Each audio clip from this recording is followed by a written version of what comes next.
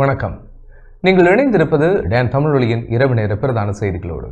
செய்தியுடன் இணைந்திருக்கும் நான் கேலிஸ் பீட்டர் சேவியர். முதலில் தலைப்புச் செய்திகள்.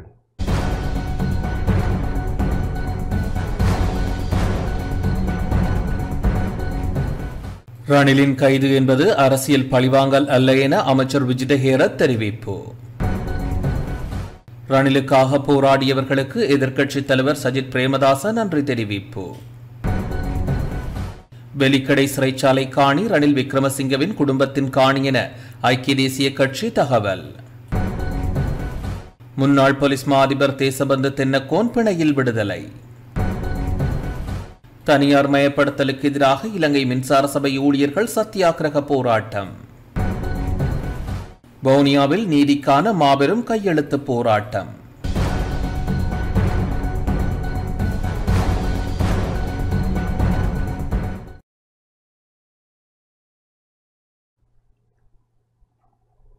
தொடர்வது முதன்மை செய்தி.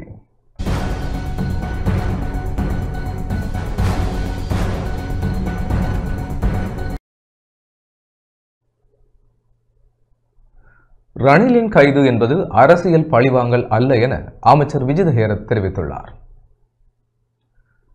சட்டம் அனைவருக்கும் சமமாக நடைமுறைப்படுத்தும் என பதில் அமைச்சரவை பேச்சாளர் அமைச்சர் விஜித ஹேரத் தெரிவித்துள்ளார்.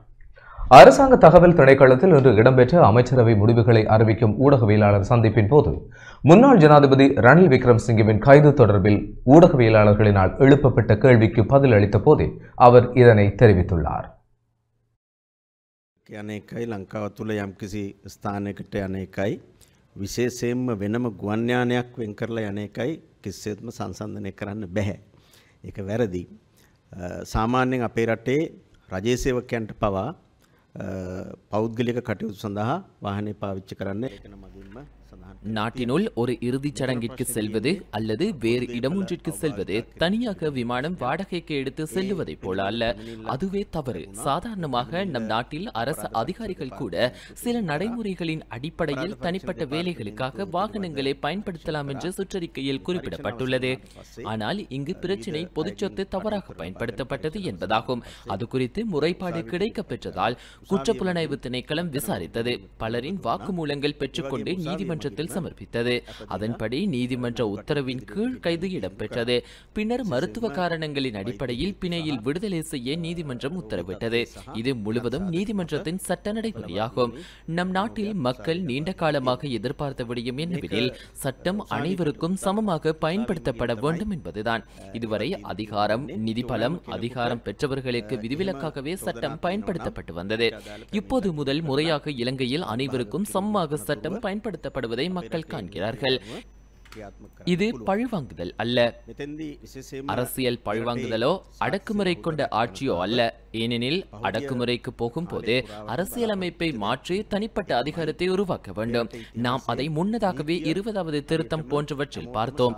இது அப்படியானது அல்ல. தற்போதைய சூழலில் அரசு அதிகாரிகளும் அரசியல்வாதிகளும் குற்றச்சாட்டு உள்ளவர்கள் யாராக இருந்தாலும் சட்டம் சமமாக பயன்படுத்தப்படுகிறது.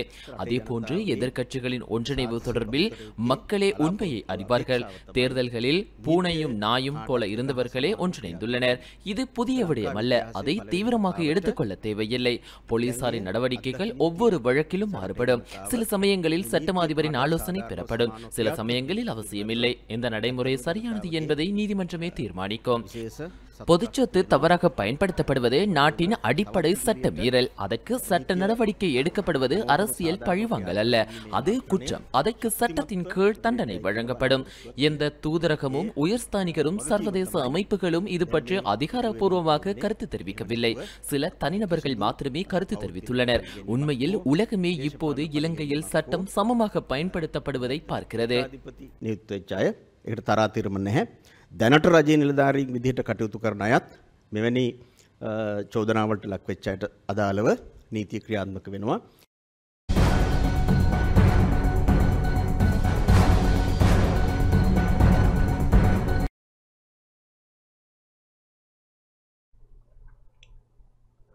ரணிலுக்காக போராடியவர்களுக்கு எதிர்க்கட்சித் தலைவர் சஜித் பிரேமதாச நன்றி தெரிவித்துள்ளார். முன்னாள் ஜனாதிபதி ரணில் விக்ரமசிங்கவின் விடுதலைக்காக அர்ப்பணிப்புடன் செயல்பட்ட சகல கட்சி தலைவர்கள், சட்டத்தரணிகள், சிவில் சமூக அமைப்புகளின் பிரதிநிதிகள், பொதுமக்கள் மற்றும் அனைவருக்கும் எதிர்க்கட்சித் தலைவர் சஜித் பிரேமதாச நன்றி தெரிவித்துள்ளார்.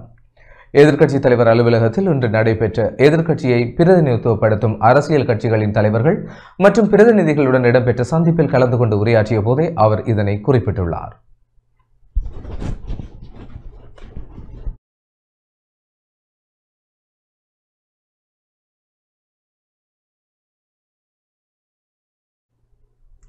முன்னாள் ஜனாதிபதி ரணில் விக்ரமசிங்கவின் கைதுக்கு பின்னர் எழுந்த ஜனநாயகத்துக்கு ஏற்பட்ட சவாலை வெற்றி கொள்வதற்கு அனைத்து கட்சிகளுடனும் கூட்டிணைந்த தொடர்ச்சியான வேலை திட்டம் ஒன்று முன்னெடுக்கப்பட வேண்டும்.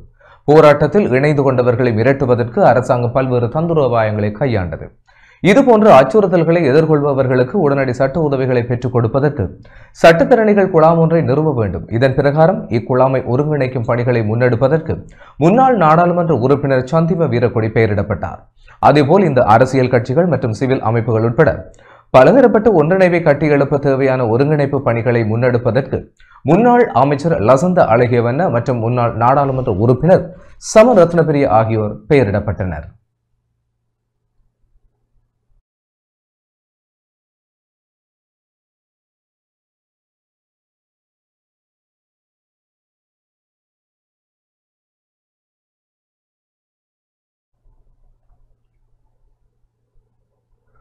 வெலிக்கடை சிறைச்சாலை காணி ரணில் விக்ரமசிங்கவின் குடும்பத்தின் காணி என ஐக்கிய தேசிய கட்சியின் தவிசாளர் வஜ்ர அபேவர்தன தெரிவித்துள்ளார். வெலிக்கடை சிறைச்சாலை அமைந்துள்ள காணி முன்னாள் ஜனாதிபதி ரணில் விக்ரமசிங்கவின் குடும்பத்தினால் வழங்கப்பட்ட காணி என ஐக்கிய தேசிய கட்சியின் தவிசாளர் வஜ்ர அபேவர்தன தெரிவித்துள்ளார். கொழும்பில் இன்று இடம்பெற்ற ஊடகவியலாளர் சந்திப்பின் போதே அவர் இதனை தெரிவித்துள்ளார். සටහම් වෙන කාල පරිච්ඡේදයක් හැටියට අපිට මතක් කරන්න තිබෙන්නේ. මේ වෙලාවේ විශේෂයෙන්ම මතක් කරන්න කැමති ඊයේ දිනේ ට්විටර් පණිවිඩයක් නිකුත් කරමින් கடந்த வாரத்தை இலங்கைக்கு வரலாற்று கரம்புள்ளியாக அமைந்த ஒரு காலமாகவே நாங்கள் இதனை அடையாளப்படுத்துகிறோம். குறிப்பாக நேற்று வெளியிடப்பட்ட ட்விட்டர் அறிவிப்பை நினைவூட்ட விரும்புகிறேன். சர்வதேச ஜனநாயக ஒன்றியம் அதில் கருத்து தெரிவித்துள்ளது. சர்வதேச ஜனநாயக ஒன்றியம் அதன் துணைத் தலைவராக நீண்டகாலம் பணியாற்றிய ஜனாதிபதி ரணில் விக்ரமசிங்கே கைது செய்யப்பட்டமை குறித்து கடுமையான கவலை வெளியிட்டுள்ளது. மற்றொரு முக்கிய விடயம், ரணில் விக்ரமசிங்கே கைது செய்யப்பட்டு சிறைக்கு கொண்டு செல்லப்பட்ட இடம் அவரது குடும்பத்திற்கு சொந்தமான காணியாகும். அவரது மைத்துனியின் பெயரில் இருந்த 43 ஏக்கர் நிலத்தில் தான் வெலிக்கடை சிறை கட்டப்பட்டுள்ளது. இது மிகவும் துரதிருஷ்டவசமான சம்பவமாகும். அந்த நில ஆவணங்களின் நகலை ஊடகங்களுக்கு வழங்குவேன். இதுபோன்ற வம்ச பாரம்பரிய குடும்ப உறுப்பினருக்கு நிகழ்ந்த மிகுந்த வேதனையூட்டும் நிகழ்வாக இதை நாம் காண்கின்றோம். நாட்டின் அனைத்து அரசியல் கட்சிகளும், அனைத்து சட்டத்திறனிகளும், அனைத்து மருத்துவர்களும் அவருக்காக ஒன்றிணைந்தனர். அவர் பிணையை பெறுவதற்காக மருத்துவர்கள் விடுமுறையை துறந்து நீதிமன்ற வளாகத்தில் தண்ணீர் கூட குடிக்காமல் காத்திருந்து பிணை ஆவணங்களில் கையொப்பமிட்டனர். அதற்காக அனைவருக்கும் எங்கள் கட்சியின் நன்றியையும் மரியாதையையும் தெரிவித்துக் கொள்கிறோம். ஆம், அவர் காலை 9:30 மணியளவில் அழைக்கப்பட்டு அவரிடம் 4-5 மணி நேரம் வாக்குமூலம் பெறப்பட்டது. அவருக்கான உணவுக்கான நேரமும் மருந்துகளும் தவறாமல் தேவையானவை. ஆனால் அந்த ஒழுங்கு மாறியது. பின்னர் நீதிமன்றத்தில் மேலும் 5-6 மணி நேரம் இருளில் வைக்கப்பட்டார். இரவு 10:30 வரை சுமார் 12 மணி நேரம் இவ்வாறு கையாளப்பட்டவையினாலேயே அவருக்கு இத்தகைய உடல்நல குறைவு ஏற்பட்டமைக்கு காரணமாகும். අපේ පක්ෂයේ ගෞරවයත් ස්තුතියත් මේ අවස්ථාවේදී රනිල් වික්‍රමසිංහ මහතා වෙනුවෙන් පුද කරන්න කැමතියි. ஐக்கிய தேசிய கட்சியின் பதில் தலைவர் அகில விராஜ் காரியவசம் රනිල් වික්‍රමසිංහ මැතිතුමාට යුක්තිය ඉටු කිරීම සඳහා විශාල පිරිසක් පහුගිය දිනවල பல்வேறு கட்சிகளின் தலைவர்களுக்கும் செயலாளர்களுக்கும் எங்கள் கட்சியாக நன்றி தெரிவிக்கிறோம். சிறையிலும் மருத்துவமனையிலும் உதவிய அதிகாரிகள், மருத்துவர்கள், ஊழியர்கள் அனைவருக்கும் நன்றி. அவருக்காக நின்ற சட்டத்திறனிகள், எங்கள் கட்சியினரும் பிற கட்சியினரும் அனைவருக்கும் நன்றியையும் நன்றி உணர்வையும் தெரிவித்துக் கொள்கிறோம். පක්ෂ නායකයන් මම වෙන වෙනම කියන්න ගියොත් මට ஐக்கிய தேசிய கட்சியின் பொதுச் செயலாளர் தலதா அத்துகொர்ல අපේ ගරු නායකතුමා ඒ විදියට රිමාන්ඩ් බන්ධනාගාර ගත වෙච්ච දවසට පහුවදා ඒ කියන්නේ 23 වෙනිදා උදේ 10ටත් මෙතනට ඇවිල්ලා ඉන්න ரணில் விக்ரமசிங்கவுக்காக ஒன்றிணைந்த அனைவருக்கும் கட்சியின் சார்பில் நன்றி தெரிவிக்கிறேன். உங்களின் ஒத்துழைப்பு எங்களுக்கு பலமாக இருந்தது. இலங்கையின் வரலாற்றில் இதுபோல் பெருமளவு வழக்கறிஞர்கள் கலந்து கொண்ட வழக்கு இல்லை என நினைக்கிறேன். எங்களுக்கு பெரும் துணை கிடைத்தது. இங்கு எந்த கட்சி வேறுபாடும் இல்லை, அனைவரும் ஒன்றிணைந்தார்கள். மேலும் அவர் சிறையில் இருந்த தருணத்தில் இருந்து எங்கள் கட்சியினர்கள் நாடு முழுவதும் கோவில்கள், தேவாலயங்கள், பள்ளிகளில் பிரார்த்தனைகளில் ஈடுபட்டனர். அவர் விரைவில் நலமடைய வேண்டும் என வேண்டினர். அதற்காகவும் நன்றியை தெரிவிக்கிறேன். සෙත් පතන්න ශක්තිය ධෛර්යය ලැබෙන්නේ කියලා ප්‍රාර්ථනා.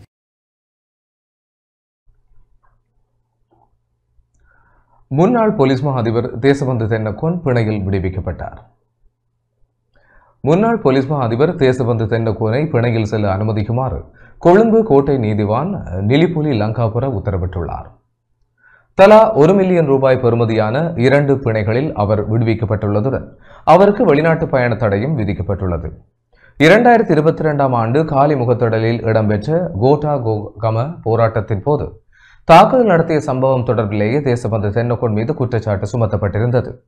இந்த நிலையில் இன்றைய வழக்கு விசாரணையின் போது குற்றப்புலனாய்வு திணைக்களம் மற்றும் பிரதிவாதி தரப்பு சட்டத்தரணி முன்வைத்த சமர்ப்பணங்களை ஆராய்ந்த நீதிவான் இந்த உத்தரவை பிறப்பித்துள்ளார்.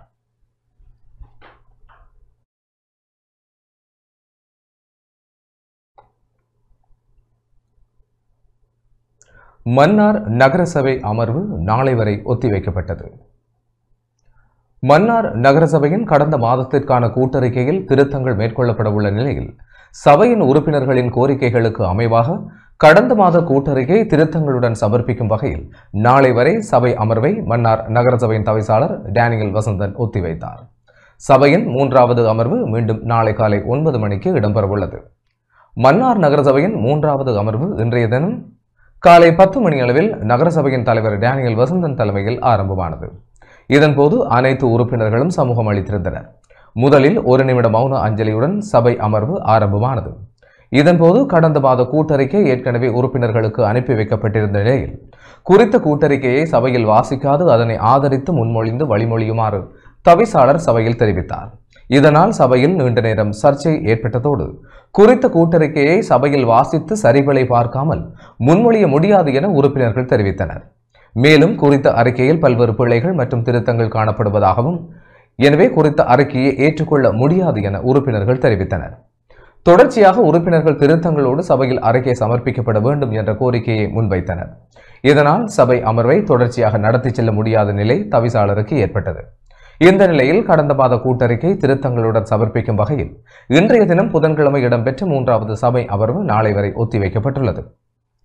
நாளைய தினம் காலை 9 மணிக்கு நகரசபையின் தவிசாளர் தலைமையில் மீண்டும் சபை அமர்வு இடம்பெற உள்ளது. மன்னார் நகரசபையின் கடந்த 2 அமர்வுகளும் பல்வேறு சர்ச்சைகளுக்கு மத்தியிலும் எதிர்ப்புகளுக்கு மத்தியிலும் இடம்பெற்றமை குறிப்பிடத்தக்கது.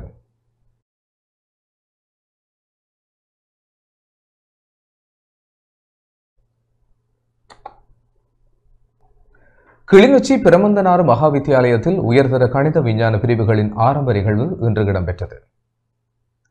கிளிநொச்சி வடக்கு கல்வி வலயத்திற்கு உட்பட்ட பிரமந்தனாறு மகா வித்தியாலயத்தில் கல்வி பொதுத்தராதர உயர்தர கணித விஞ்ஞான பிரிவுகளின் ஆரம்ப நிகழ்வு இன்று இடம்பெற்றது. சுமார் 450க்கும் மேற்பட்ட மாணவர்கள் கல்வி கற்று வரும் இந்த பாடசாலையில் கணித விஞ்ஞான பிரிவுகளை ஏற்படுத்தி தருமாறு விடுக்கப்பட்ட கோரிக்கைகளுக்கு அமைவாக கல்வி அமைச்சினால் கணித விஞ்ஞான பிரிவுகள் ஆரம்பிக்கப்பட்டுள்ளன. இந்த நிகழ்வில் நாடாளுமன்ற உறுப்பினர் ஜெயச்சந்திரமூர்த்தி ரஜீவன், கிளிநொச்சி மாவட்ட அரசாங்க அதிபர் சுப்பிரமணியம் முரளிதரன், கண்டாவளி பிரதேச செயலகர் தானா பிருந்தாகரன், கிளிநொச்சி வடக்கு வலய கல்வி பணிப்பாளர் கானா ஆனா சிவனருள் ராஜா மற்றும் அதிபர்கள், ஆசிரியர்கள், பெற்றோர்கள் என பலர் பங்கேற்றனர். இப்போ எங்களுக்கு இருக்கின்ற சவால், நான் நினைக்கின்றேன் எங்களுடைய மாவட்டம் அல்லது எங்களுடைய பிரதேசங்களுக்கு இருக்கின்ற சவால் தொழில் வாய்ப்புகள். நிச்சயமாக பாடசாலை கல்வியை முடித்துவிட்டு என்ன செய்வது? ஒரு தொழிலை பெற்றுக்கொள்ள வேண்டும். வெளியிலே ஒரு தொழிலை பெற்றுக்கொள்வதென்றால் நிச்சயமாக எங்களுடைய தொழிற்சந்தையிலே தொழில்நுட்பம் சார்ந்த தொழில்கள் தான் இருக்கின்றது. நான் நினைக்கின்றேன் நாங்கள் ஒரு தொழிலை இப்போ கடைசியாக பாடசாலை கல்வி, அதுக்கப்பால் பல்கலைக்கழக கல்வி அல்லது அதனோடு சார்ந்த உயர்கல்வி படித்துப்பட்டு வெளியில் வந்தால் தொழில் தேவை. தொழிலுக்கு போக வேண்டும் என்றால் நிச்சயமாக இப்போ இருக்கிற தொழிற்சந்தையில் அது அரச வேலைவாய்ப்பாக இருக்கலாம், தனியார் வேலைவாய்ப்பாக இருக்கலாம், நிச்சயமாக தொழில்நுட்பம் சார்ந்ததாகத்தான் இருக்கின்றது. எனவே இந்த தொழில்நுட்பம் சார்ந்த விடயங்களிலே நாங்கள் வேலை வாய்ப்புகளை பெற்றுக்கொள்வோம் என்றால் கணிதமும் விஞ்ஞானமும் நான் நினைக்கின்றேன் இன்றியமையாத ஒன்று. 2007, 8, 9 இந்த பாதைகளிலே தங்கி இருந்து தருமபுரம், விஸ்வமடு, தேய்புரம், புதுக்குடியிருப்பு, அங்காலே முள்ளிவாய்க்கால் வரைக்கும் சென்று அங்கே எல்லாத்தையும் பறிகொடுத்து அகதியா வந்தவனில் நானும் ஒருவன், நீங்களும் ஒருவர். ஆனால் இன்று வரைக்கும் நாங்கள் விட்டு கொடுக்க முடியாத செல்வம் எதுவென்று சொன்னால் என்ன செல்வம் அது? அதை நீங்கள் வலிந்து பெற்றுக்கொள்ள வேண்டும். அதை நீங்கள் வலிந்து கட்டாயமாக பெற்றுக்கொள்ள வேண்டும். அது எங்களுக்கு தேவை. 3 விடயங்கள் முக்கியமானது. என்ன விடயம் 3 முக்கியமானது? முதலாவது, உங்களுக்கு ஒரு அறிவு ஏற்படுகின்றதானே? ஒரு அறிவு ஏற்படுதா உங்களுக்கு? அப்ப நீங்கள் கற்றுக்கொள்ளுகின்ற பொழுது ஒரு அறிவை நீங்கள் பெற்றுக்கொள்வீர்கள். இன்னொன்று மிக முக்கியமானது, உலகத்திலே தேவைப்படுற ஒன்று திறன்கள். என்னது? திறன்கள், ஸ்கில்ஸ். நீங்கள் திறன்களை வளர்த்துக் கொள்ளுகின்றீர்களா? பேசுகின்ற திறன்கள், ஓடுகின்ற திறன்கள், பிரச்சனைகளை தீர்த்துக் கொள்ளுகின்ற திறன்கள், தலைமைத்துவம் தாங்கக்கூடிய திறன்கள், படிக்கின்ற திறன்கள். இந்த திறன்களையும் நீங்கள் வளர்க்க வேண்டும் கற்பது கூடாக. அதே போன்று முக்கியமான ஒன்று உங்களுடைய மனப்பாங்கு. என்னது? உங்களுடைய மனப்பாங்கு. மனப்பாங்குன்னு சொன்னால் என்ன? மனப்பாங்குன்னு சொன்னா என்ன? நல்ல நடத்தைகளை காண்பிக்க வேண்டும். நாங்கள் கற்பது கூடாக நல்ல நடத்தைகளை நாங்கள் காண்பிப்பதுதான் அந்த மனப்பாங்கு என்று சொல்வது.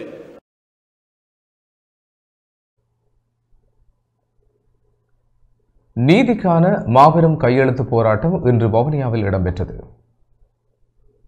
நீதிக்கான மாபெரும் கையெழுத்து போராட்டம் இன்று வவுனியா பழைய பேருந்து நிலையத்தில் இடம்பெற்றது. தமிழர்களுக்கு நிரந்தர தீர்வு எட்டப்படுவதற்கு ஐக்கிய நாடுகள் சபையிடமும் பன்னாட்டு சமூகத்திடமும் நீதி வேண்டி தமிழர் தாயகத்தின் 8 மாவட்டங்களில் பெரும் கையெழுத்து போராட்டம் கடந்த 23ஆம் தேதி ஆரம்பிக்கப்பட்டது. இறுதி நாளான இன்று வவுனியா பழைய பேருந்து நிலையத்திற்கு முன்பாக குறித்த கையெழுத்து போராட்டம் முன்னெடுக்கப்பட்டது. குறித்த போராட்டம் தாயக செயலணி எனும் அமைப்பினால் முன்னெடுக்கப்பட்டு வருகின்ற நிலையில் இளைஞர், யுவதிகள் என மக்கள் பலரும் பங்கேற்று கையெழுத்தை பதிவு செய்தனர்.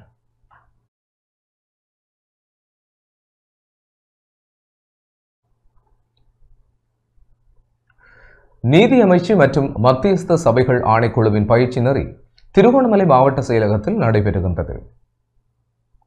நீதி அமைச்சு மற்றும் மத்தியஸ்த சபைகள் ஆணைக்குழுவினால் திருகோணமலை மாவட்டத்திற்கான விசேட காணி மத்தியஸ்தம் தொடர்பான பயிற்சி நெறி இன்று மாவட்ட செயலக பிரதான மாநாட்டு மண்டபத்தில் ஆரம்பித்து வைக்கப்பட்டது.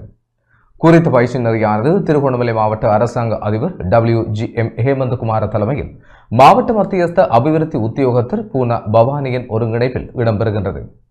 மத்தியஸ்த சபைகள் ஆணைக்குழுவினால் நடத்தப்பட்ட நேர்முக பரீட்சையில் தெரிவு செய்யப்பட்டவர்களுக்காக பயிற்சி நெறி நடைபெற்று வருகிறது. ஆகஸ்ட் மாதம் 30ஆம் தேதி வரை 6 நாட்களை கொண்டதாக இப்பயிற்சி நெறி நடைபெறும்.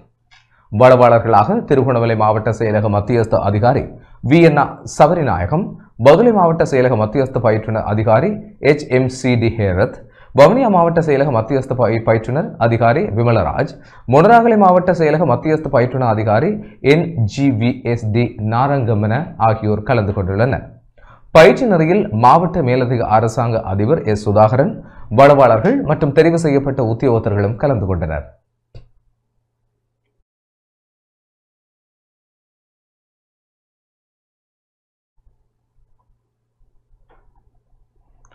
மட்டக்களப்பு மாநகரில் ஒளிராத மின்குமிழ்களை ஒளிரச் செய்யும் பணியை மாநகர சபை ஆரம்பித்துள்ளது. மட்டக்களப்பு மாநகருக்கு ஒளியூட்டும் நடவடிக்கை மட்டக்களப்பு மாநகர முதல்வர் தலைமையில் முன்னெடுக்கப்பட்டுள்ளது. மாநகர சபை உறுப்பினர்களின் வேண்டுகோளுக்கிணங்க மாநகர சபைக்குட்பட்ட பகுதிகளில் ஒளிராத நிலையிலுள்ள மின்குமிழ்களை ஒளிரச் செய்யும் பணி இடம்பெறுகின்றது. நீண்ட காலமாக இருளில் மூழ்கி கிடக்கப்பட்ட மட்டக்களப்பு கல்முனை பிரதான வீதியில் கல்லடி பாலத்துக்கு அருகே மின்குமிழ்கள் திருத்தி அமைக்கப்பட்டன. மாநகர முதல்வர் சிவம் பாக்கியநாதன், பிரதி முதல்வர் தினேஷ்குமார் உட்பட மாநகர சபை உறுப்பினர்களும் இப்பணிகளை கண்காணித்தனர். மட்டக்களப்பு நகரத்தின் மரபுரிமை மிக்க இடங்களில் ஒன்றாக கல்லடி பாலம் திகழ்கின்றது. ஆங்கிலேயர் காலத்திலிருந்து இந்த பாலத்தின் பழமையை பற்றி உலக நாடுகள் எல்லாம் அறிந்தது ஒரு விடயமாக இருக்கிறது. இப்படியாப்பட்ட இந்த இடத்திலே அண்மை காலமாக மின்குழும்புகள் ஒளிராமல் இருந்ததை எமது இந்த மக்கள் எல்லாம் புகார் செய்திருந்ததை நாங்கள் அறியக்கூடியதாக இருந்தது. அந்த புகார்களை நாங்கள் ஏற்றுக்கொண்டு அதை நிவர்த்தி செய்யும் நோக்கோடு மட்டக்களப்பு மாநகர சபை தற்பொழுது அதற்கான நடவடிக்கைகளை மேற்கொண்டு வருகிறது. இந்த கல்லடி பழைய பாலம் என்பது இந்த பாலம் மிகவும் பிரசித்தி பெற்றதொன்று. இந்த பாலத்தை பார்ப்பதற்காக உள்நாட்டு வெளிநாட்டு உல்லாச பிரயாணிகள் கூடுதலாக வந்து சேர்ந்த இடமாக இந்த கல்லடி பிரதேசம் காணப்படுகிறது. எனவே இந்த பாலத்தில் இருக்கின்ற புதிய பாலம் பழைய பாலம் இந்த பாலத்தை இரண்டையும் இணைந்து போடப்பட்டிருக்கிற இந்த மின்குழும்புகள் எரிந்து இருந்ததன் காரணமாக தற்பொழுது அதன் மாற்றீடு புதிய மின்குழும்புகளை மாற்றீடு செய்யும் நடவடிக்கைகள் இன்று ஆரம்பிக்கப்பட்டிருக்கின்றது.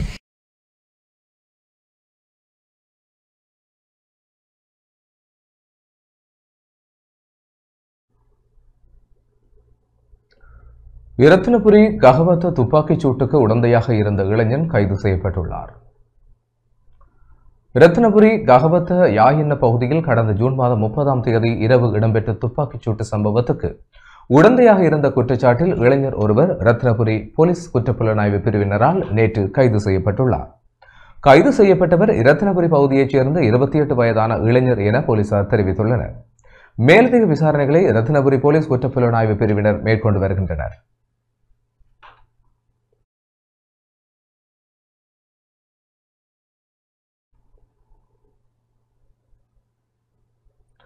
அம்பாறை திருக்கோவிலில் வீதி விபத்துகளை கட்டுப்படுத்துவது தொடர்பில் ஆராயப்பட்டுள்ளது.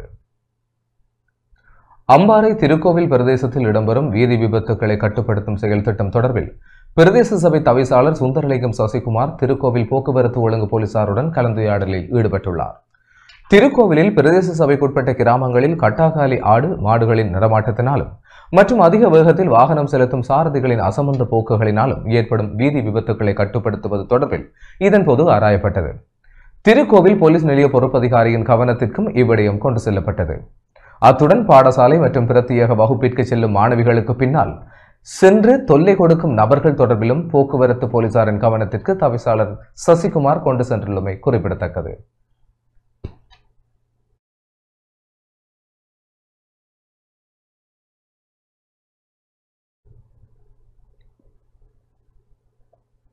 இலங்கை மின்சார சபை ஊழியர்கள் சத்தியாகிரக போராட்டத்தில் ஈடுபட்டுள்ளனர்.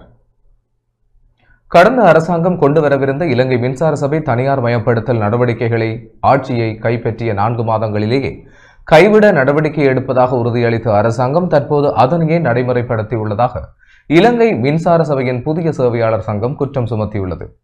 புதிய மின்சார சட்ட விதிகளின் கீழ் இலங்கை மின்சார சபை national system operation private limited, national transmission network service provider private limited, electricity distribution Lanka private limited, electricity generation Lanka private limited என தனித்தனி நிறுவனங்களாக மறுசீரமைக்கப்பட்டுள்ளன.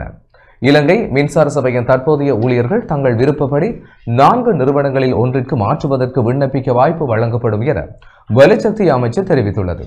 இந்த செயல்முறைக்கு இன்று முதல் 2 மாத கால அவகாசம் வழங்கப்பட்டுள்ளதாகவும் மேலும் அனைத்து ஊழியர்களுக்கும் உத்தியோகபூர்வமாக அறிவிக்கப்படும் எனவும் தெரிவிக்கப்பட்டுள்ளது.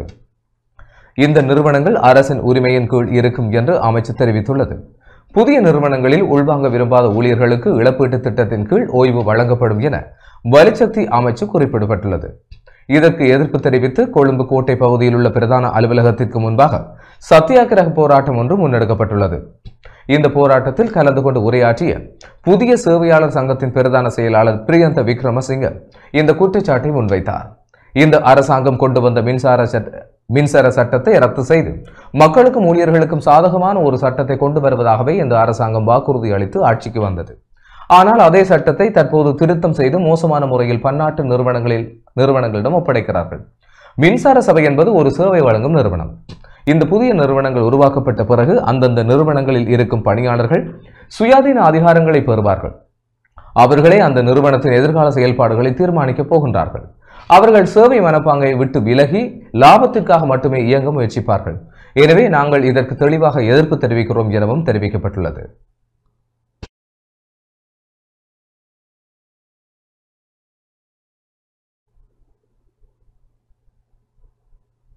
ரணில் விக்ரமசிங்கவை தாம் நேரில் சென்று சுகநலன் விசாரித்ததாக கூறுவதை ஆதாரபூர்வமாக நிரூபிக்குமாறு பிரதமர் தெரிவித்துள்ளார். கொழும்பு தேசிய வைத்தியசாலையில் அனுமதிக்கப்பட்டுள்ள ரணில் விக்ரமசிங்கவை தாம் நேரில் சென்று சுகநலன் விசாரித்ததாக கூறுவதை ஆதாரபூர்வமாக நிரூபிக்குமாறு பிரதமர் ஹரணி அமரசூரிய தெரிவித்துள்ளார். ஊவா மாகாண சபையில் இடம்பெற்ற நிகழ்வொன்றின் பின்னர் ஊடகவியலாளர்கள் எழுப்பிய கேள்விக்கு பதிலளிக்கும் போதே அவர் இதனை குறிப்பிட்டுள்ளார். ඒක නම් ගිය අයගෙන් තමයි අහන්න වෙන්නේ ඔහුගේ තත්ත්වය. මේ මම හිතන්නේ ඊයේ අගමැති කාර්යාලයෙන් ඒකට නිසි පිළිතුරක් දුන්නා. ரணில் விக்ரமசிங்கவை சந்திக்க சென்றதாக கூறப்படும் கூற்று தொடர்பில் பிரதமர் அலுவலகம் உரிய பதிலை அனுப்பியுள்ளது. போலியான செய்திகளை பரப்புபவர்களுக்கு எதிராக எதிர்காலத்தில் நடவடிக்கை எடுக்க வேண்டிய நிலை ஏற்படும். இப்படி பொய்யான செய்திகளை உருவாக்க முடியாது. நான் சென்றிருந்தால் அதற்கான ஆதாரம் என்ன? ஆதாரத்தை காட்டவும். இப்போது யாரும் எதையும் கற்பனை செய்து செய்தி உருவாக்க முடியாது. நான் சென்றிருந்தால் அந்த தகவல் எங்கே இருந்து வந்தது? நீங்கள் என்னை பார்த்தீர்களா? புகைப்படமாவது இருக்கிறதா? ஏனென்றால் பிரதமராக இருக்கும் எனக்கு விருப்பம் போல் எங்கே வேண்டுமானாலும் போக முடியாது. ரகசியமாக எங்கும் போக முடியாது. அதனால் நான் சென்றிருக்கிறேன் என்றால் அதற்கான ஆதாரங்களை வழங்குங்கள். ඉතින් ඒ නිසා මම ගියා කියලා ඔප්පු කරන්න දැන්.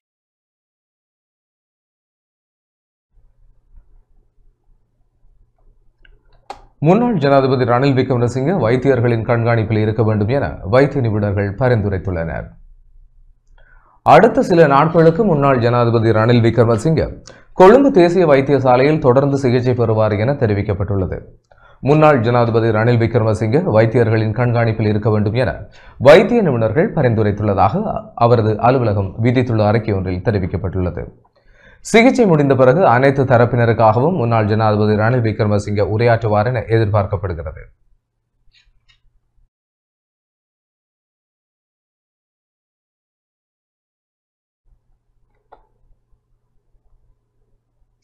மக்கள் பாதுகாக்கப்பட வேண்டும் என முன்னாள் அமைச்சர் சிபி ரத்நாயக்க தெரிவித்துள்ளார்.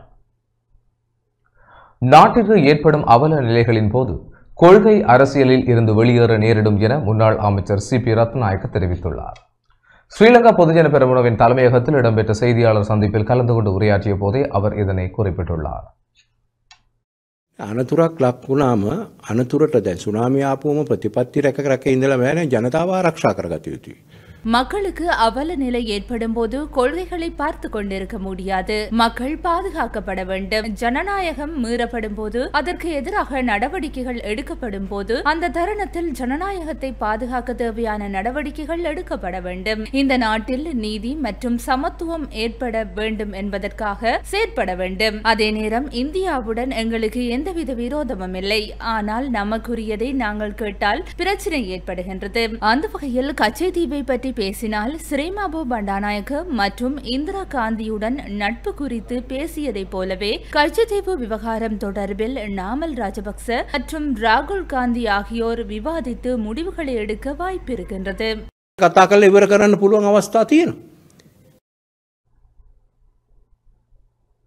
காணாமலாக்கப்பட்டோரின் உறவினர்கள் இன்று வவுனியாவில் கவனஈர்ப்பு போராட்டத்தில் ஈடுபட்டனர். வடக்கு கிழக்கு தமிழர் தாயக வலிந்து காணாமல் ஆக்கப்பட்டோரின் உறவினர்கள் இன்று வவுனியாவில் கவனஈர்ப்பு போராட்டத்தில் ஈடுபட்டனர். வவுனியா பிரதான தபாலகத்திற்கு அருகாமையில் தொடர் போராட்டம் மேற்கொண்டு வரும் தாய்மார்கள் 3111வது நாளான இன்று ஊர்வலத்தை முன்னெடுத்தனர். வவுனியா கந்தசுவாமி கோவிலில் தேங்காய் உடைத்து ஆரம்பமான ஊர்வலம் மணிக்கூட்டு சந்தி வழியாக ஏனையின் வீதியை அடைந்து தொடர் போராட்ட கொட்டகையை அடைந்தது. அங்கு கோஷங்களை எழுப்பி போராட்டத்தில் ஈடுபட்டனர்.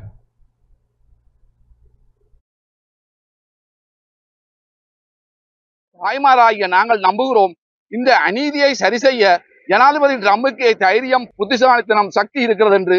அவர் மட்டுமே எங்கள் தாயகத்தை மீட்டெடுத்து எங்கள் குழந்தைகளின் கண்ணியத்தை பாதுகாக்க உதவ முடியும். இன்று வவுனியாவில் கடும் வெயிலில் 3111வது நாளில் உலகுக்கு எங்கள் குரலை உயர்த்துகிறோம். எமது குலதெய்வமான முருகனை வணங்கி ஜனாதிபதி ட்ரம்பை ஆசீர்வதிக்கவும் அவரது கையை வழிநடத்தவும் உண்மை மற்றும் நீதிக்காக போராட அவரது இதயத்தை வலுப்படுத்தவும் வேண்டுகிறோம்.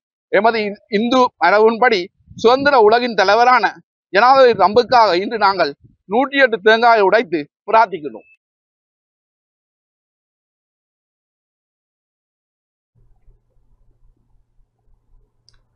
பொது நிர்வாக மாகாண சபைகள் மற்றும் உள்ளூராட்சி அமைச்சர் உள்ளிட்ட குழுவினர் கிளிநொச்சி மாவட்ட செயலகத்திற்கு விஜயம் செய்தனர். பொது நிர்வாக மாகாண சபைகள் மற்றும் உள்ளூராட்சி அமைச்சர் கலாநிதி AHM அபயரத்ன மற்றும் அமைச்சின் செயலாளர் S ஆலோக பண்டார உள்ளிட்ட குழுவினர் நேற்று மாலை கிளிநொச்சி மாவட்ட செயலகத்திற்கு விஜயம் செய்தனர். இதன்போது மாவட்ட செயலகத்தின் செயல்பாடுகளை பார்வையிட்ட குறித்த குழுவினர் மாவட்ட அரசாங்க அதிபர் S முரளிதரன், மாவட்ட மேலதிக அரசாங்க அதிபர் நலாயினி இன்பராஜ், காணிக்கான மேலதிக அரசாங்க அதிபர் அஜிதா பிரதீபன் மற்றும் 4 பிரதேச செயலகங்களின் பிரதேச செயலாளர்கள் பதவி நிலை உத்தியோகத்தர்களுடன் கலந்துரையாடலை மேற்கொண்டிருந்தனர்.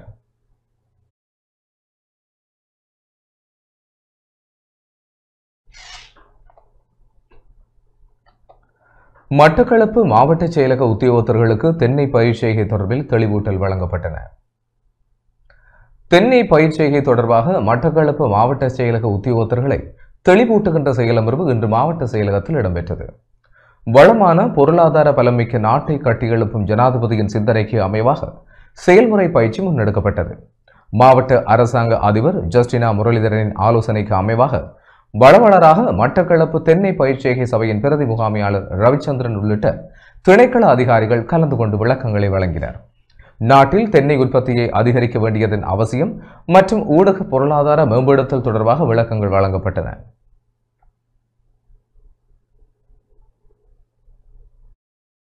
இன்று மட்டக்களப்பு மாவட்ட செயலகத்திலே தெங்கு பயிற்சியை சம்பந்தமான ஒரு சிறந்த கலந்துரையாடல் இடம்பெற்றது. இதனுடைய நோக்கம் ஒரு வளமான நாட்டையும் ஒரு பொருளாதாரம் மிகு பலமிக்க ஒரு நாட்டையும் கட்டியெழுப்பும் எங்கள் ஜனாதிபதியின் ஆலோசனைக்கு அமைய, அவர்களுடைய எதிர்பார்ப்புக்கு அமைய இன்று நாங்கள் தென்னை பயிற்சி சபையின் ஊடாக மட்டக்களப்பு மாவட்ட தென்னை பயிற்சி சபையின் ஊடாக இன்று மட்டக்களப்பு மாவட்ட செயலகத்திலே கடமையாற்றுகின்ற அதிகாரிகளுக்கான ஒரு பயிற்சி முகாமை நாங்கள் ஏற்படுத்தி அந்த பயிற்சி முகாமின் மூலம் எங்களது நாட்டிலே தென்னை உற்பத்தியை அதிகரிக்க வேண்டிய தேவையின் நிமித்தம் பல செயற்பாடுகளை நாங்கள் மேற்கொள்ள வேண்டியிருந்தது. அந்த அடிப்படையில் அந்த அதிகாரிகளுக்கு வழங்கப்பட்ட அந்த பயிற்சியின் மூலமாக எமது நாட்டிலேயே தெங்கு உற்பத்தியை நாங்கள் மேம்படுத்த வேண்டும், எங்களது பொருளாதாரத்தை நாங்கள் வளர்க்க வேண்டும் என்ற அடிப்படையிலே இன்று இந்த செயலகத்தில் பயிற்சி வகுப்பு இடம்பெற்றது.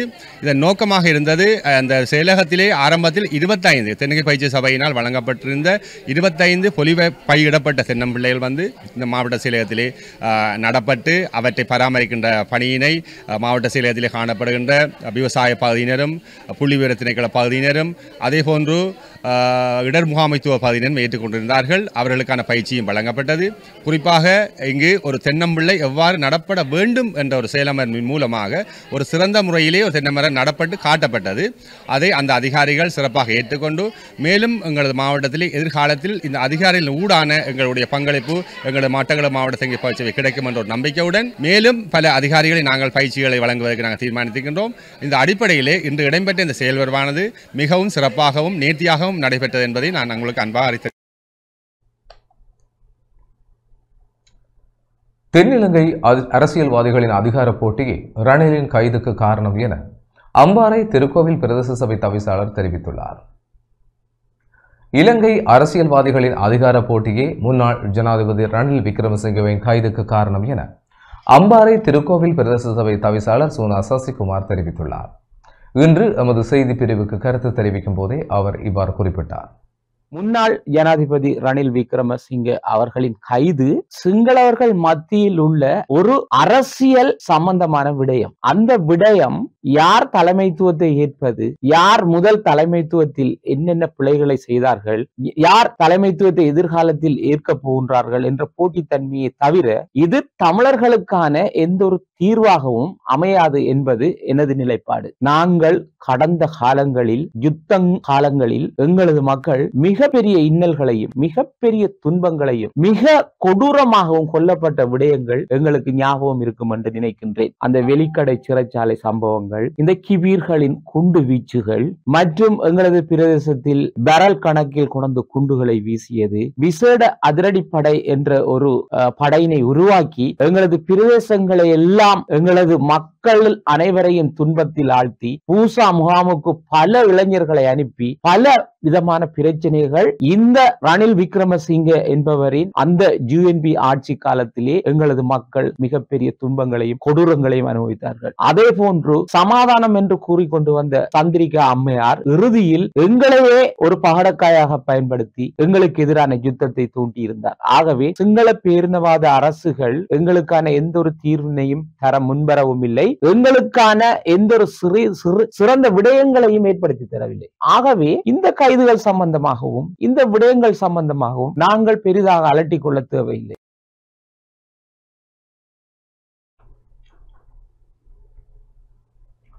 நுவரெலியா மணிப்பூர் பிரிவு முத்துமாரியம்மன் ஆலய மகா கும்பாபிஷேகம் சிறப்பாக இடம்பெற்றது. நுவரெலியா மாவட்டத்திற்குட்பட்ட வட்டப்புடை யோக்ஸ்போர்ட் தோட்டம் மணிப்பூர் பிரிவு அருள்மிகு ஸ்ரீ முத்துமாரியம்மன் ஆலய மகா கும்பாபிஷேகம் மிக சிறப்பாக நடைபெற்றது. காலை விநாயகர் வழிபாட்டுடன் ஆரம்பிக்கப்பட்டு மகா யாக பூஜை, பூர்ணாகுதி, தீபாராதனை என்பன இடம்பெற்றது. மேளதாளங்கள் முழங்க கலசங்களுக்கு கும்பாபிஷேகம் செய்யப்பட்டு தொடர்ந்து ஸ்ரீ முத்துமாரி அம்மனுக்கும் ஏனைய பரிவார மூர்த்திகளுக்கும் மகா கும்பாபிஷேகம் செய்யப்பட்டது. இதன்போது ஏராளமான பக்தர்கள் கலந்து கொண்டமை குறிப்பிடத்தக்கது.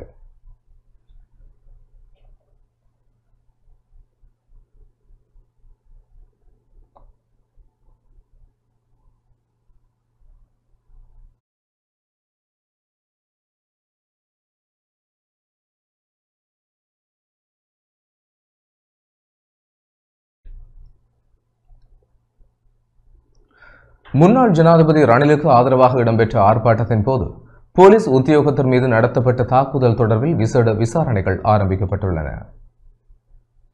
முன்னாள் ஜனாதிபதி ரணில் விக்ரமசிங்கவுக்கு ஆதரவு தெரிவித்து கொம்பனி தெரு பகுதியில் இடம்பெற்ற ஆர்ப்பாட்டத்தின் போது போலீஸ் உத்தியோகத்தர் மீது நடத்தப்பட்ட தாக்குதல் தொடர்பில் விசேட விசாரணைகள் ஆரம்பிக்கப்பட்டுள்ளன.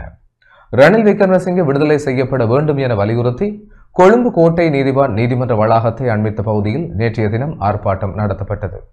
இதன்போது அந்த பகுதியில் பாதுகாப்பு பலப்படுத்தப்பட்டிருந்ததுடன் சில வீதிகளும் மூடப்பட்டிருந்தன. இதனை அடுத்து ஆர்ப்பாட்டக்காரர்கள் கூடியிருந்த பகுதியில் இருந்து தண்ணீர் போத்தல் ஒன்று பாதுகாப்பு கடமையில் ஈடுபட்டிருந்த போலீஸ் உத்தியோகத்தரை நோக்கி எறியப்பட்டது. அதில் அந்த போலீஸ் உத்தியோகத்தர் காயமடைந்தார். இது தொடர்பிலேயே விசாரணைகள் ஆரம்பிக்கப்பட்டுள்ளதாக போலீஸ் தெரிவித்துள்ளது.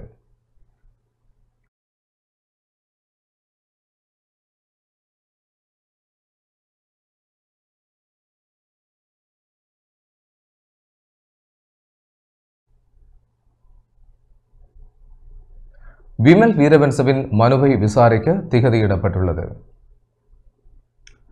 இந்தியாவிற்கு டிஜிட்டல் அடையாள அட்டை வழங்குவதை எதிர்த்து முன்னாள் அமைச்சர் விமல் வீரவன்ச தொடர்ந்த வழக்கு விசாரணைகளுக்கு திகதி நிர்ணயிக்கப்பட்டுள்ளது. ஆட்பதிவு திணைக்களம் செயல்படுத்தப்படவிருந்த டிஜிட்டல் அடையாள அட்டைகளை தயாரிக்கும் பணியை இந்திய நிறுவனத்திடம் ஒப்படைக்க அரசாங்கம் எடுத்த முடிவுக்கு எதிராக சட்ட நடவடிக்கை எடுக்க கோரி தேசிய சுதந்திர முன்னணியின் தலைவர் விமல் வீரவன்ச கடந்த 22ஆம் தேதி உயர் நீதிமன்றத்தில் அடிப்படை உரிமைகள் மனு ஒன்றை தாக்கல் செய்தார். ஜனாதிபதி அனுரகுமார் திசாநாயக்க, பிரதமர் ஹரணி அமரசூரிய மற்றும் டிஜிட்டல் பொருளாதார அமைச்சர் உட்பட அமைச்சரவை உறுப்பினர்கள் பிரதிவாதிகளாக பெயரிடப்பட்டுள்ளனர். உயர் நீதிமன்றத்தில் சமர்ப்பிக்கப்பட்ட அடிப்படை உரிமைகள் மனுவின் விசாரணையை உயர் நீதிமன்றம் இன்று பரிசீலித்தது. இதன்படி அந்த மனுவை அக்டோபர் மாதம் 17ஆம் தேதி விசாரிக்க உயர் நீதிமன்றம் தீர்ப்பளித்துள்ளது.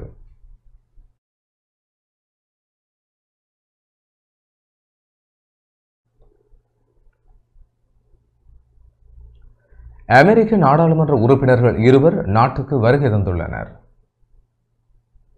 இலங்கையுடன் அரசு நிர்வாகம், வர்த்தகம் மற்றும் பாதுகாப்பு ஒத்துழைப்புக்கான வாய்ப்புகளை ஆராய்வதற்காக அமெரிக்காவிலிருந்து 2 கட்சிகளின் காங்கிரஸ் உறுப்பினர்கள் நாட்டை வந்தடைந்துள்ளதாக இலங்கைக்கான அமெரிக்க தூதுவர் ஜூலி சங் தெரிவித்துள்ளார்.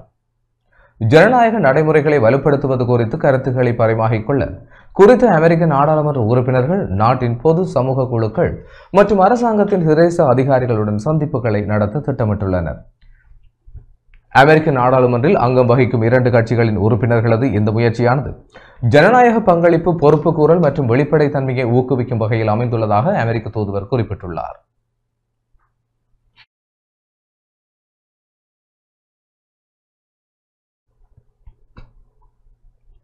ஏற்றுமதியாளர்களுக்கான வசதிகள் ஏற்படுத்தி தரப்படும் என ஜனாதிபதி அனுரகுமார திசாநாயக்க தெரிவித்துள்ளார்.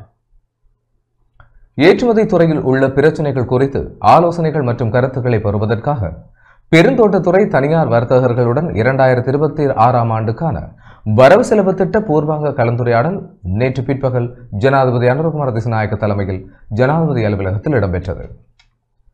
நாட்டின் பொருளாதார ஸ்திரத்தன்மைக்கு மிகவும் முக்கியமான டாலர் கையிருப்பை வெளிப்படுத்தும் சவாலை வெற்றி கொள்ள வர்த்தகர்கள் மற்றும் தொழில்துறையினரின் கருத்துக்களை பெறுவதே இந்த கலந்துரையாடலின் நோக்கமாகும்.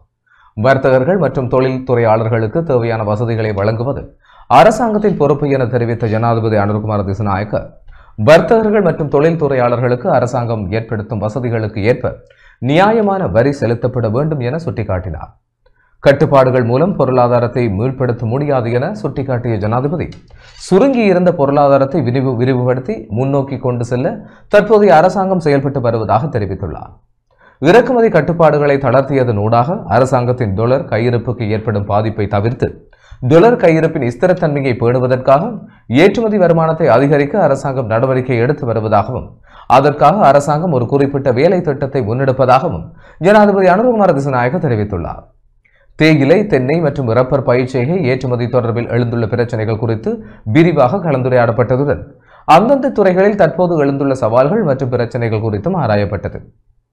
இந்த கலந்துரையாடலில் ஜனாதிபதியின் செயலாளர் நந்திக சனத்குமார் நாயக்க, நிதி அமைச்சின் செயலாளர் ஹர்ஷன சூரியபெரும, ஜனாதிபதியின் சிரேஷ்ட ஆலோசகர் துமிந்த ஹிலங்கமுவ, ஜனாதிபதியின் சிரேஷ்ட மேலதிக செயலாளர் ரசல் அபோன்சு, ஏற்றுமதி அபிவிருத்தி சபை தலைவர் மங்கள விஜயசிங்க ஆகியோருடன் தேயிலை, ரப்பர் மற்றும் தென்னை தொழில்நுட்பத்துறையுடன் தொடர்புடைய தனியார் துறை வர்த்தகர்கள் மற்றும் ஏற்றுமதி தொழில்துறை பிரதிநிதிகள் என பலரும் பங்கேற்றனர்.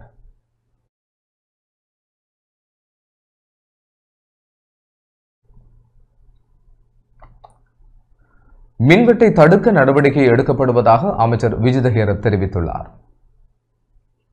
நுரைச்சோலை லக்விஜய நிலக்கரி மின்னுற்பத்தி நிலையத்தின் நீராவி குளிர்விப்பு தொகுதி மற்றும் கொதி உலை நீர் விநியோக தொகுதிகளுக்கான துணை மின் விநியோக தொகுதிக்கான பெறுகைக்கு அமைச்சரவை அனுமதி வழங்கியுள்ளதாக பதில் அமைச்சரவை பேச்சாளர் அமைச்சர் விஜித ஹேரத் தெரிவித்துள்ளார். அரசாங்க தகவல் திணைக்களத்தில் இன்று இடம்பெற்ற அமைச்சரவை முடிவுகளை அறிவிக்கும் ஊடகவியலாளர் சந்திப்பின் போதே அவர் இதனை தெரிவித்துள்ளார். நொரச்சோலே கல்லங்கரு விதுலு பலாகாரே நுரைச்சோலை லக்விஜய நிலக்கரி மின்னுற்பத்தி நிலையம் பாதுகாப்பாக செயலிழப்புக்கு குறித்த மின்னுற்பத்தி நிலையத்தில் துணை மின் விநியோகமின்மையால் நாடளாவிய ரீதியில் மின்துண்டிப்பு இடம்பெறும் போது மின்னுற்பத்தி நிலையத்தின் நீராவி குளிர்விப்பு தொகுதி மற்றும் கொதி உலைநீர் விநியோகம் செயலிழக்கும் நிலை காணப்படுகின்றது. இதன் காரணமாக குளிர்விப்புக்கு இடமளித்து 4 நாட்கள் அல்லது 5 நாட்களுக்கு மின்னுற்பத்தி நிலையத்தின் தொழிற்பாட்டு நடவடிக்கைகள் இடைநிறுத்தப்படுவதுடன் அதன் விளைவாக குறிப்பிடத்தக்க அளவு நிதி ரீதியான நட்டமும் ஏற்படுகின்றது. இந்நிலைமையை தடுப்பதற்காக தொழில்நுட்ப ரீதியான உகந்த தீர்வொன்றை கண்டறிவதற்காக நியமிக்கப்பட்ட குழு அத்தியாவசிய தொகுதிக்கான குறுகிய காலத்தில் இயக்கக்கூடிய தொடர்ச்சியாக இயங்குகின்ற துணை மின் விநியோகத்தை அறிமுகப்படுத்துவது பொருத்தமானதென முன்மொழியப்பட்டுள்ளது. அதற்கமைய இலங்கை மின்சார சபையின் நிதியை பயன்படுத்தி நீராவி குளிர்விப்பு தொகுதி மற்றும் கொதி உலை நீர் விநியோக தொகுதிகளுக்கான துணை மின் விநியோக தொகுதியை இயக்குவதற்கான கருத்திட்டத்தை நடைமுறைப்படுத்துவதற்காக வலுசக்தி அமைச்சர் சமர்ப்பித்த யோசனைக்கு அமைச்சரவை அங்கீகாரம் வழங்கியுள்ளது. ආධාරක විදුලි බල සැපයීමක් ක්‍රියාවට නැගීම අනුමත කිරීමත් පහුගිය කැබිනට් මණ්ඩලයේදී සිදු කරන ලැබ. இத்துடன் டான் தமிழொலியின் இரவு நேர பிரதான செய்திகள் நிறைவடைகின்றன. தொடர்ந்து செய்திகளோடு இணைந்து கொள்ள டான் நியூஸ் தொலைக்காட்சியோடு இணைந்திருங்கள். வணக்கம்.